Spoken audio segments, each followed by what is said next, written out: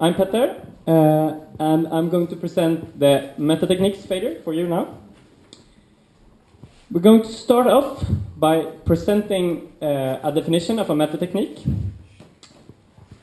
So, a metatechnique is something that gives you more information about the story events to the players than they get through the experiences of their characters.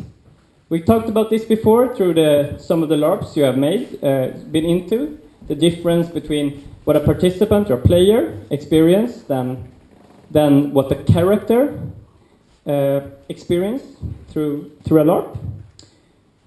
And I'm now going to show you this so it becomes clear. So this could, for an example, be communication in the Larp between the participants when the same thing is not communicated between the characters. So a scene is going on, and between two characters. As an example, Jack and Bob are doing something, but the players are communicating more information. A scene without the metatechnique could look like this. I am now Jack.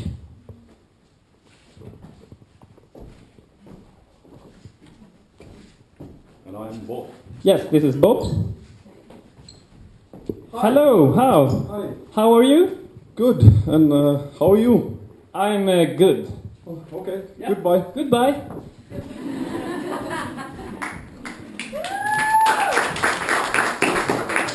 Not so everyone got that scene. That was without metatechniques. Now let's add a layer of meta onto this. We put in a monologue. And I will take away that slide because it's in the way.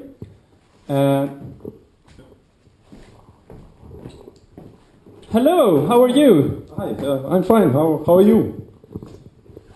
Monologue? Wow. I just got a new sailboat, but I'm too shy to tell Petter that I really want to invite him to come with me on the sailing boat. Yeah, so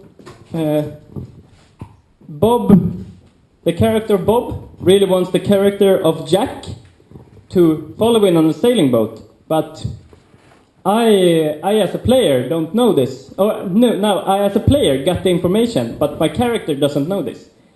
So because I know this as a player, I can use that in play. So if I would now continue the scene after he just hold the monologue. Well, do you know what? I have nothing to do this afternoon. Really? Nothing? You're all free? Yeah, I got some shit, but I got cancelled. Do you want to do something? Yeah, that would be excellent. What do you want to do? No, if you have any suggestion, I think just hang out. Maybe go sailing? I love sailing. So this was a monologue.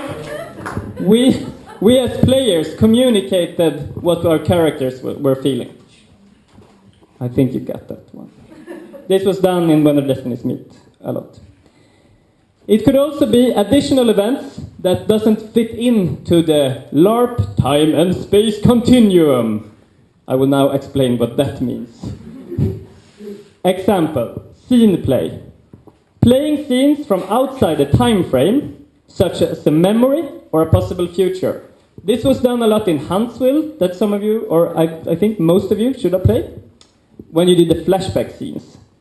You paused, the current time frame of the Larp, and you played a flashback scene that happened before. So that's not in the current time frame. We took something more in there. Or you can play someone's dream, or you can say like, oh, we could have done a scene with Jack and Bob, which was like, we play a scene about when we have sailed our 10th trip and we're so happy to sail together. What a lovely future. So why do we do this? I would claim that metatechniques strengthen the drama of the Larp. And you then need to ask yourself, how much meta do you want? The fader has a maximum of intrusive and discrete. I will go through that slide really, really soon, but not on the fader is if you even want Metatecniques or if you don't. So you just need to think about that. As an example of having a lot of Metatecniques, there is When Our Destinies Meet. This is like very minimalistic game, but it has a lot of Metatecniques in there. Or a game like 1943, where there is no Metatechniques, no monologues, no flashback scenes, not any of that. Just very, like, you just need to think about, do I even need Metatechniques? And that's just something as an organizer you need to decide. I wouldn't say that you ever really need, but I like to add them to my games because I think it can add some. So you just need to think about what's relevant for your Larp. So the fader is really about intrusive Metatechniques and discrete Metatechniques. An intrusive Metatechnique could be the flashback scenes of Huntsville. Because what happens when we add a flashback scene is that we pause the events of the Larp and we do the scene. After the flashback is played, we continue. But it's intrusive because it pauses it for everyone. Another way of using Metatechniques is discrete. In the Larp Till Death Do Us Part, the Larp about the wedding, you could also play flashback scenes, you could play dream scenes and memory scenes. But these were played out in a black box, used in a way that there's a room on the location of the Larp that was you needed to walk down a few stairs, and then there was this room said black box, and you could go in there with some co-players or with an organizer, and then you could play a flashback scene. You could think like, oh, I really would like to play how my character fell in love or something. And then you could ask that player discreetly to join you in that scene, and you went to that room and played it. The difference here is that in Huntsville, all of those scenes are played for everyone, but in Till Death Do Us Part, they were only visible for the players who were in those scenes. So they didn't pause it for anyone else. So intrusive techniques pauses the events of the Larps for all players if it's to the max. And they are visible techniques. While discrete techniques, if it's to the bottom, are not pausing the Larp, and they are invisible if they are to the bottom. And it could, of course, be in the middle, and there's several examples of that. So if it's maximum to the intrusive part, we have a lot of transparency. And I think this is a great word. Many other speakers have talked about transparency. But a good example is the transparency of me now knowing that Jack here really wants to go and sailing because I heard his inner thoughts, and I can use that information. Or if we play a flashback scene, and I can use the information I learned that. We have transparency, and we share the information among the players. It's also, if it's to the max, it's really easy to use. In the example we did here, any player could say monologue, and then do a monologue. Or in Huntsville, you can do a flashback scene whenever.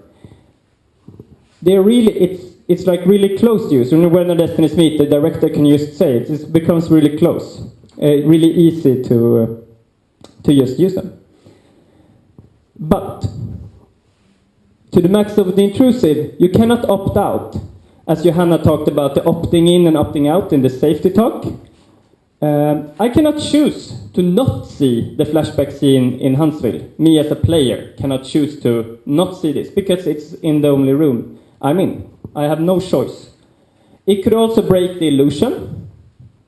If I'm really, really deep into my character and then this flashback scene happens in front of me and I'm like, dude, come on, why this fourth flashback now? I was really into doing my stuff over here, and now I have to listen to this. So that could be a problem, and you need to think about that. If it's to the minimum, if it's discrete, there's an absolute opt-in. I can go to the black box if I want to play it. I can choose. Also, of course, maintaining the illusion instead of breaking the illusion. Everything going on as it was. The events of the Larp, just continuing. But we have less transparency. If a flashback scene is played in the black box, maybe that was really good information for my character if I would know that that memory is being played out. Someone talking about their life story, maybe that was really good information for me to use. But since I'm not in that room seeing the scene, I don't get that information. That could be fine, but this is what happens if you share this information and not get it. A really short notes could also be like if you have a black box or another place where you play out a lot of scenes. Sometimes players tend to be a lot in that location and maybe not so much in the location where you sort of play the rest of the Larp. And maybe you go around and like, where are the other players? It very seldom is a big problem, but it's something you need to think about. And this could be totally fine, but you need to think about it, because sometimes it's really fun to play scenes, but it can be like, if you cannot play with your mother because she's playing some memories all the time, then yeah. So we then ask ourselves, why do we use the meta? Well, I would say some really nice stuff. You can deepen the characters and the relations. I think you sort of get that point. We can add more layers of the characters by just during the game having a monologue and expressing more feelings and deepen it for yourself and for the others. And also talking about the relations to the other players. We can change the mood and the pacing. Like the mood, if I learn as a game master and when the listeners meet that I see that a player is sad, and I make that player do a monologue out loud for everyone. And maybe everyone becomes a bit more sad because that player talks about how sad he is.